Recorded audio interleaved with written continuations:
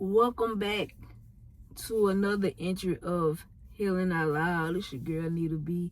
You know I do this every Thursday at 7 p.m. Central. So if y'all want to tap in, tap in.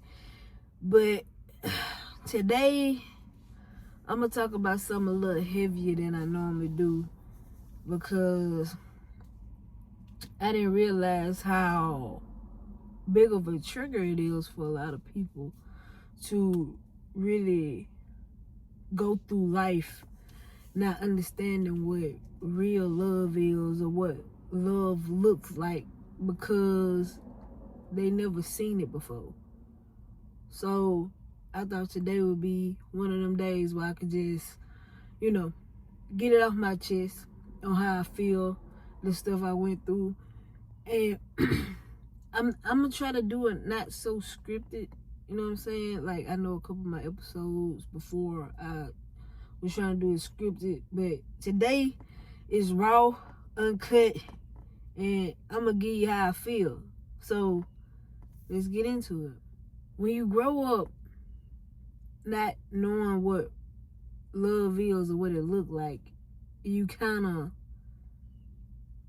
build a wall up to where it becomes something like fear. You feel me? And I didn't even realize I had that problem until after my marriage.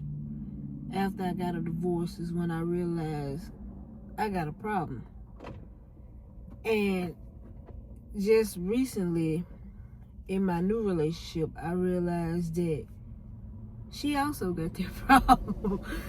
And it just had me thinking, like, dang, like, how many people in the world never experienced what love was because they never grew up seeing it? Like, how can you give love without ever knowing how it feels to grow up seeing love or feeling love? Because a lot of people grow up in trauma.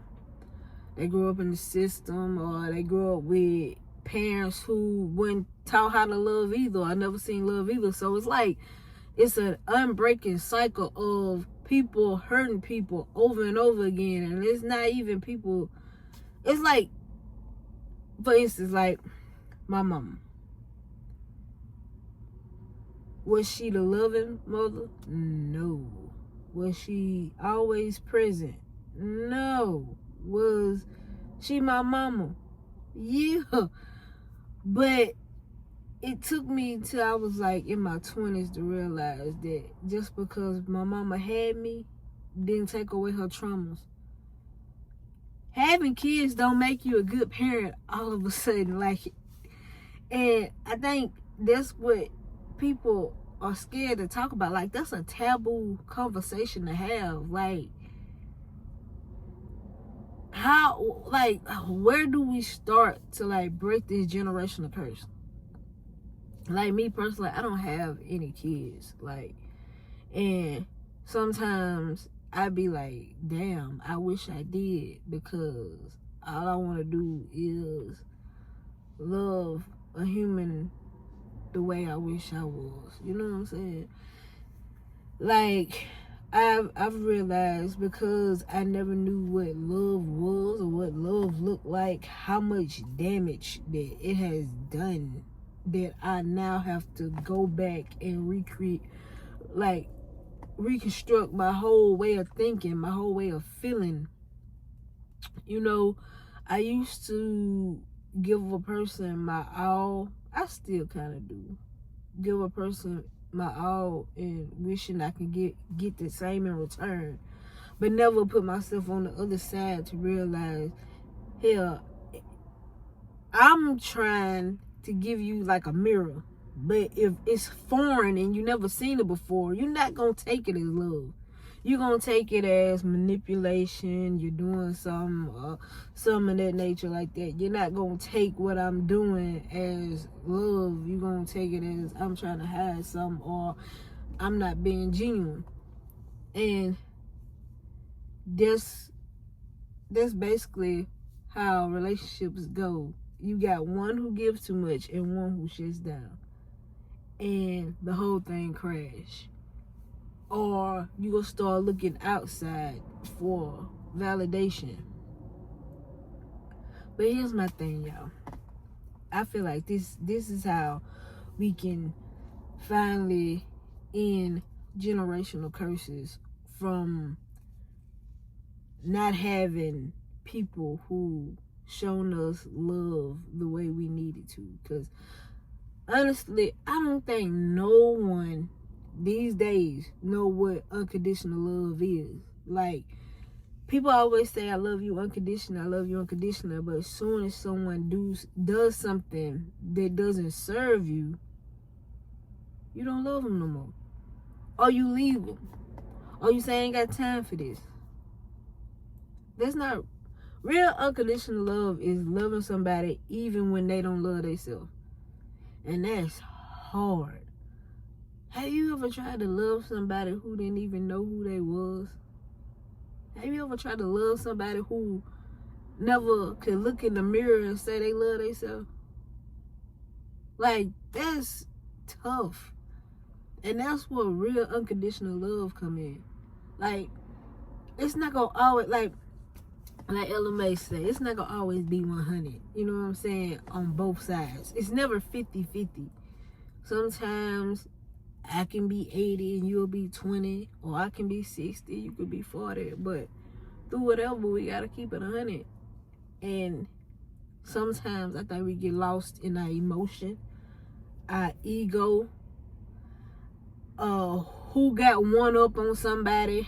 You know what I'm saying? It's a lot of stuff that destroys relationships these days. And I could say I've been a part of all that. From growing up to not really having nobody to talk to, not having an outlet, to getting in relationships looking for the love I wish I got from my mama, to trying to showboat my love, like I'm gonna buy you everything, so hopefully you will give me what I'm looking for. I need a hug, bitch. Like, like, but for real, like, this is crazy how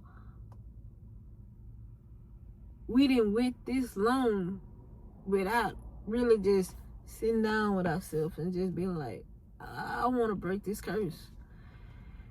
And I understand, man, sitting with yourself, going through your closet, cleaning out them demons, them skeletons, them bones can be the hardest thing. Like, some days for me be the best days in the world where I feel like can't nobody touch me.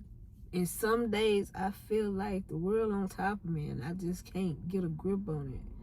And I keep trying to figure out where did life go wrong. You know what I'm saying? Like, I feel like a failure in a couple ways. You know what I'm saying? Because at least with my mama didn't know how to show love, but I knew she loved us in her own way.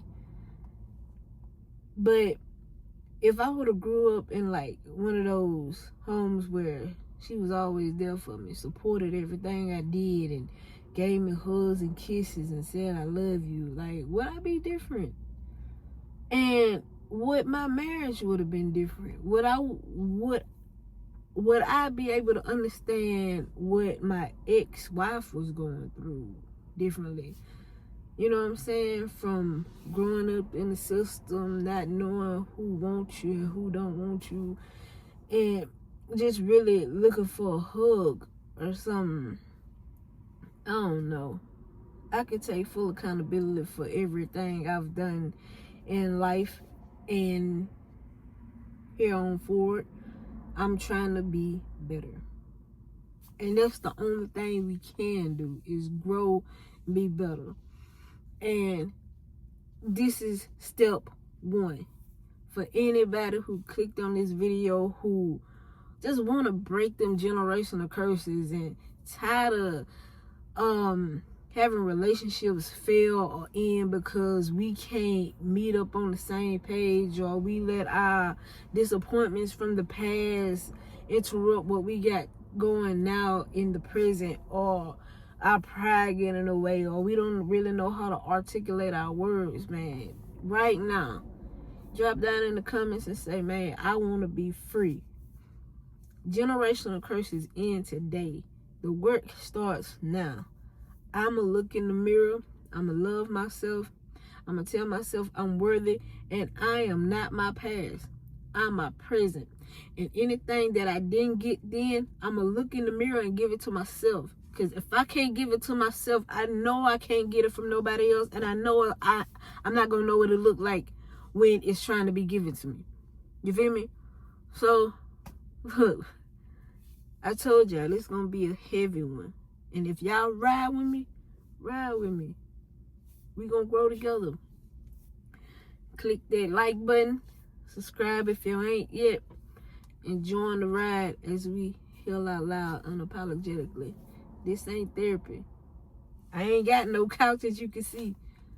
I'm just speaking how I feel. And maybe it'll resonate with one of y'all. So until next time,